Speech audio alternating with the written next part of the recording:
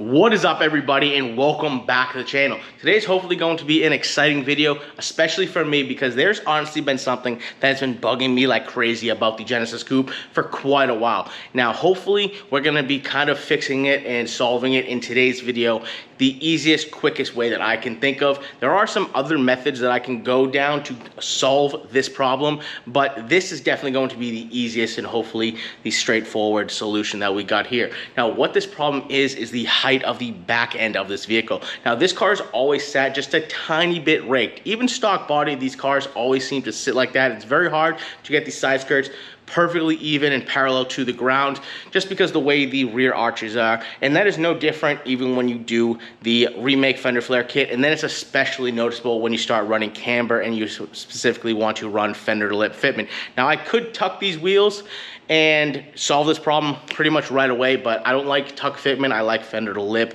hence why I run it front and rear on this vehicle. Now, speaking of the front height is absolutely perfect. This thing actually bottoms out on the front subframe when you air out, as well as when the fender flare sits perfectly fender to lip with the front wheel. Now, that is done because I have just a perfect combination of wheel and tire sizes as well as degrees of camber. If I change this wheel and tire size up or take out any camber or add camber, that's going to effectively change the height of which the fender flare meets up with the wheel. So you guys need to imagine that the subframe and the top of the fender flare are kind of fixed heights. No matter what, those are always going to be the same distance from one another. Now, where the hard part is running fender to lip with this fender flare, the remake fender flare kit, especially I have 18s. This is pretty much the only car that I know of ever to run fender to lip fitment remake flares with 18s. 19s and 20s especially, it is super easy to do this. I could knock that out, no problem. But the way I was able to do this with 18s on this fender flare kit is just with the correct wheel and tire combo, overall diameter, and then putting the camber at the perfect degree. So the front end is, like I said, exactly where I want it. The front bumper sits on the ground when I air out, but the problem is the rear end just sits a little bit too high. Now, when I had 19s and 20 degrees of camber, it was even more dramatic because the front end still sat on the ground. Now, the rear end just sat way too high. Now, when I decided I was no longer going to run 20 degrees of camber as well as go down to 18s, that was in hopes of eliminating most, if not all, of the rear end rake of this car. Now, I did pretty much exactly that. However, the perfectionist and just massive criticizer that I am, I just have not been happy with this, especially as of recently. This whole summer, the 3 times that I took it out, once was at a grass parking lot, so it wasn't noticeable. The other 2 times was on paved lots, and I just noticed it, and it has been sticking with me ever since. So, with all that being said, huge 3-minute intro. Let's dive into the Genesis Coupe and I'll show you exactly what I'm talking about. One last thing that I almost forgot about, because it's actually not really an issue, but it kind of is just something that's been bothering me.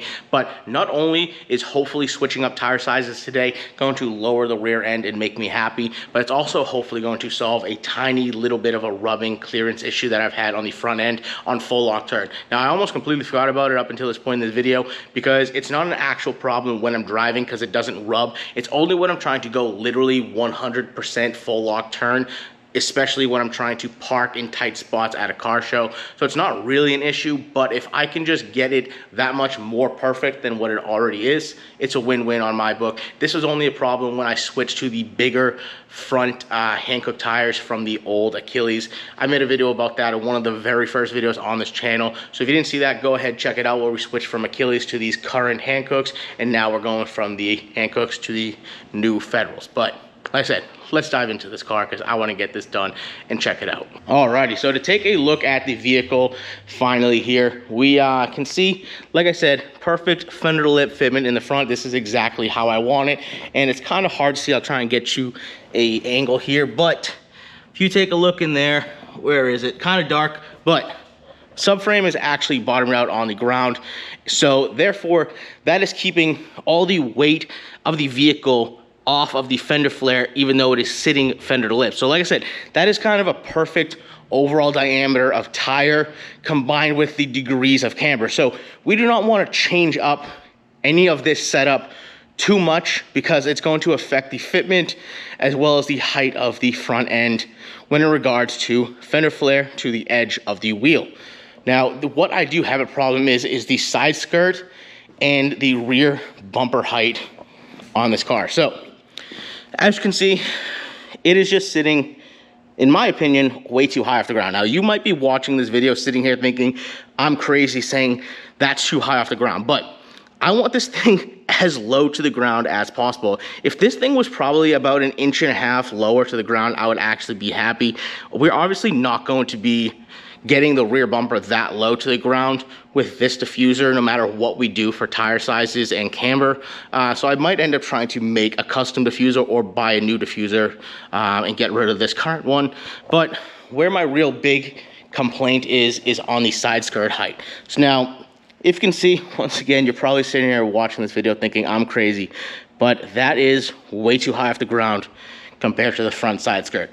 Now the front side skirt, let me see if I can try and get you guys a quick visual here, is barely a finger width off the ground. I really have no wiggle room there. Now, if we take a look at the rear side skirt, I have about that much. Now, obviously, the floor in this garage is not even at all, especially right there because it slopes in on the drain.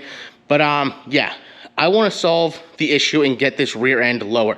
Like I said, I don't want to take out any more camber, because if I take out rear camber, I gotta take out front camber, and that's gonna dramatically affect my fitment.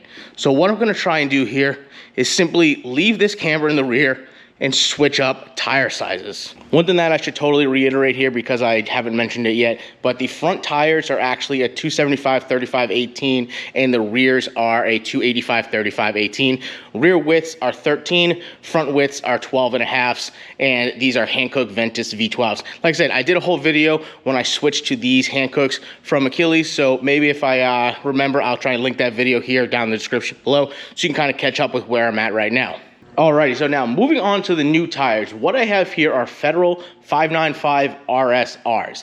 Now, what we'll be doing is switching up tire sizes like I've said now. So what we have here is a 265/35/18 for the front and a 285/30/18 for the rear. Now, going down from the 35 series to the 30 series should hopefully drop this thing a ton, because the overall diameter on this tire is about 1.2 inches, I believe, shorter than that one. So we're going to cut that number in half, because we're only going to be lowering it from the hub down. So we should technically, in theory, get about a 0.6 inch drop with this tire on this wheel at this current camber. Now, I have the quarter panels cut on this car to bottom out on the tire when it sits fender lip. So there is no real weight or a ton of force on this fender flare, even though it is sitting fender lip to the wheel. So hopefully going down that large of an overall diameter doesn't kind of flex the fender flare onto the wheel with this small of a sidewall height, but that's what we're gonna be trying to find out in today's video. Moving on to the front tire, what is good about this specific 265/35 Federal is that this tire, even though it is slightly narrower, being a 265, this still has the same overall diameter as this current 275/35/18 Hankooks. Now, every tire manufacturer kind of builds and dimensions tires a little bit different. Just because you have two brands of tires that have these same tire sizes doesn't mean they're always going to be the same width nor the same overall diameter. Now, Hankooks generally run a smaller overall diameter and a slightly wider overall width. Federal, on the other hand, seems to run more of a true width and a slightly taller overall diameter.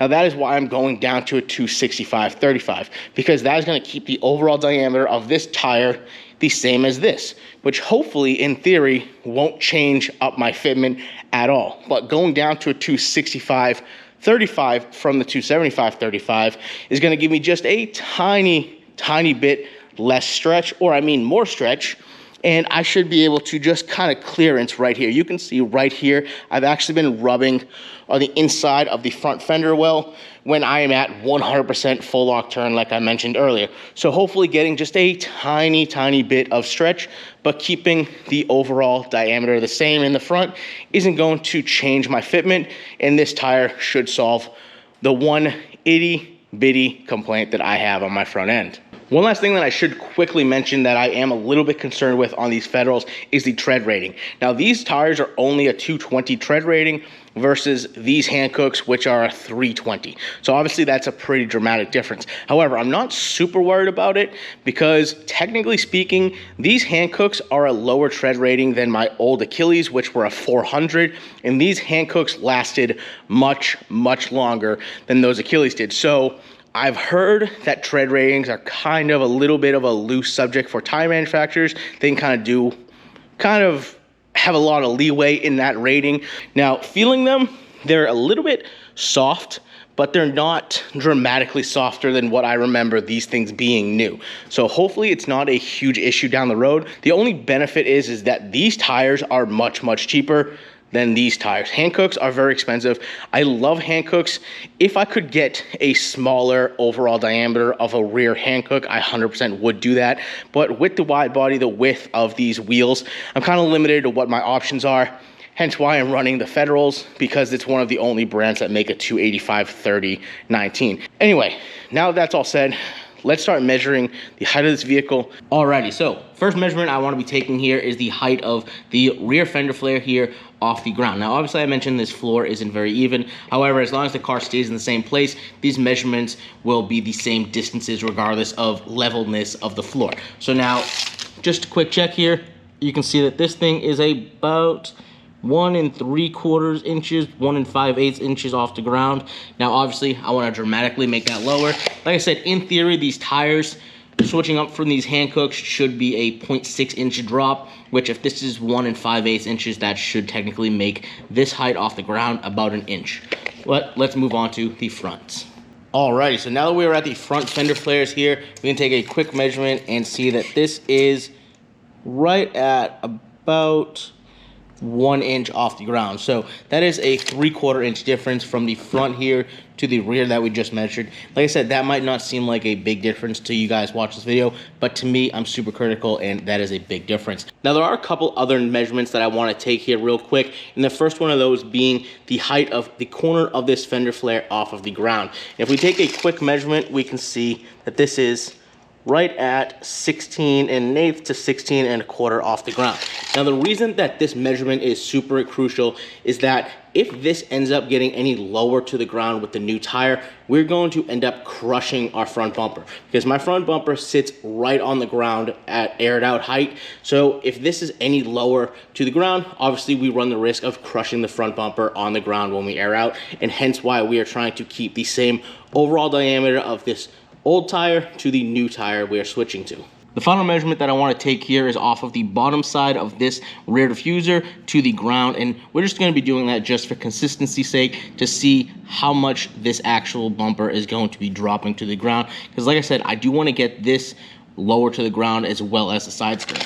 So if we just take the tape measure here, get a quick measurement, we can see that this is right about 2 inches to the bottom of the rear diffuser. That was a whole lot of talking, I know, just to get a couple of quick measurements, but it's finally time to get these tires and wheels off this car so we can get them over to the shop and get the new ones mounted.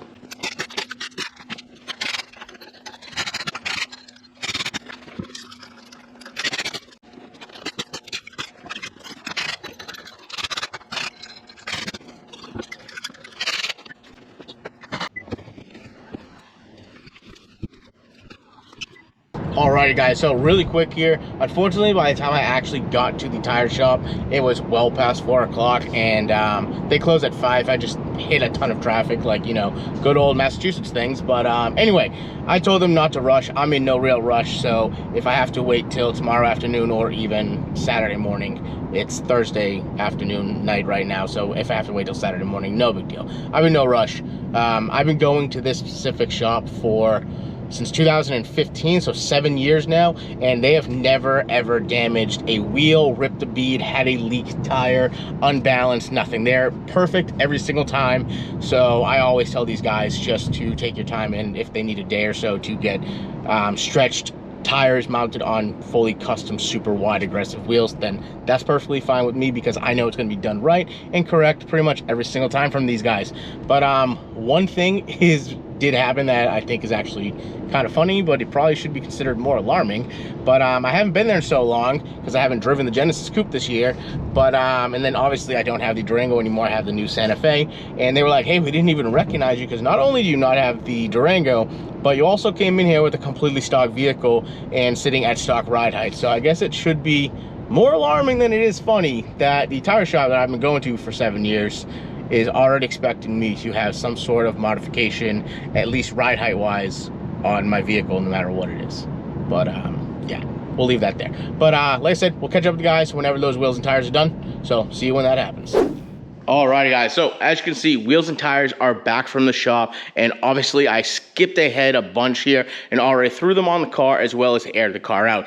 Now basically what happened, to catch you guys up with where I'm at, is when I got these back from the shop, the rear tire just looked way too stretched for what I was going for. I came here and kind of had like a mini kind of panic attack, not really panic, but started questioning whether I made the correct decision on whether I chose the right size tire for the back. So I started crunching some numbers, writing it down on my little notepad over here, and came up with kind of like a backup plan for if these Federals didn't work out. Now, as you can see, I have the old Hankooks written down here, the overall diameters, the widths, as well as the tread ratings right there, the new Federals, all that information, and then my backup plan, which is going to end up being some general G-Max that come in at 295, 30, 18. Now, when I started doing all this, I started saying, you know what, why am I gonna panic now? I have the tires in front of me already on the wheels.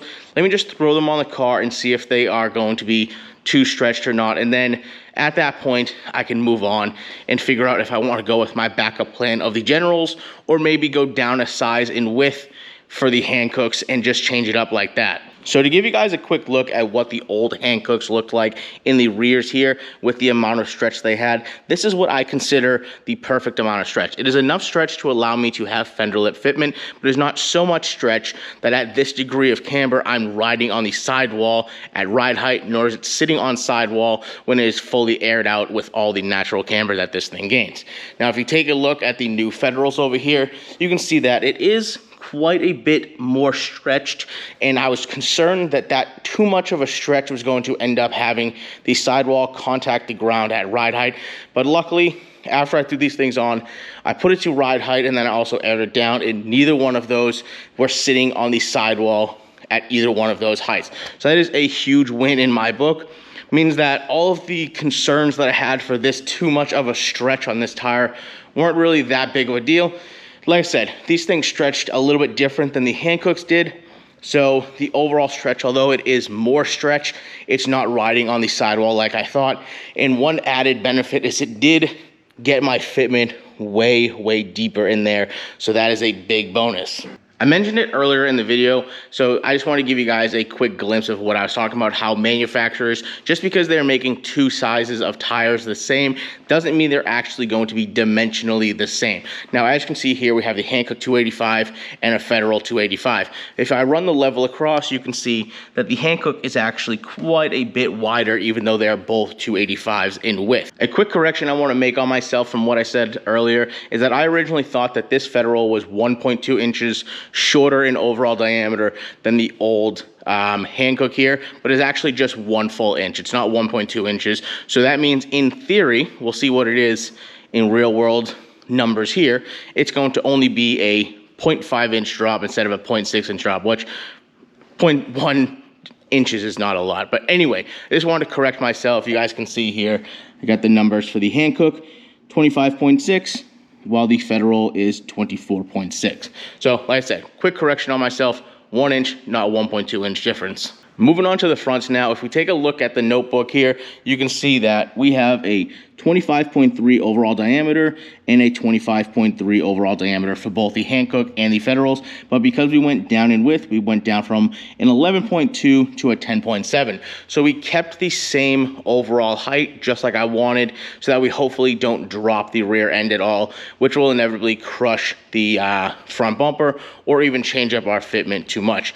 But we did gain a tiny, tiny little bit of overall stretch by 0.5 inches, which is exactly what I wanted, because hopefully that's going to be just enough space to get a little bit more clearance on our turn radius. So you can see here, Federals, new stretch, nothing significant over the old Hankooks. So the fronts 100% worked out perfect, absolute win. Now we just need to start measuring stuff to make sure that this front fender didn't get too low to the ground, which will inevitably crush my bumper.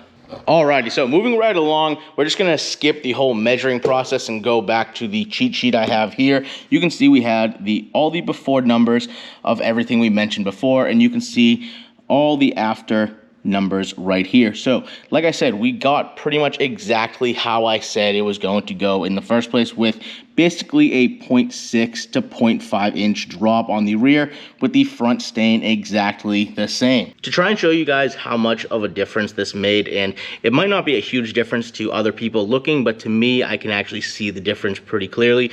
You can see that with the old Hankook, we have a little bit of light showing between the flare and the ground right there. However, if we come over to the after side with the new Federal, you can see that at pretty much what is essentially the same angle and position, you can't see any more light shining through between the flare and the ground. Now, obviously, flares are not on the ground, but neither are the fronts. However, the fronts are a lot closer to matching the rears now. Now that we've determined that the rears ended up working out exactly how I wanted, we got about a ½ inch drop, making the rear flares a lot more level to the front flares. The next step is to start checking if our little bit of stretch made a difference and got us the extra clearances that we were looking for. Like I said, on full lock turn, basically only really being a thing when I was trying to park at a car show and turn the wheel literally 100% full lock turn. So to start checking for clearances, we're gonna come over here, and bear with me guys, the car is running obviously, so I can turn the steering wheel nice and easy. I've closed the exhaust valve, so hopefully the car is quiet enough where you can hear me over it. And obviously, doors are closed, car's running in a garage. Once I finish filming this, we're gonna be turning the fans on, opening the doors, nobody needs to panic. Anyway, let's get through this now.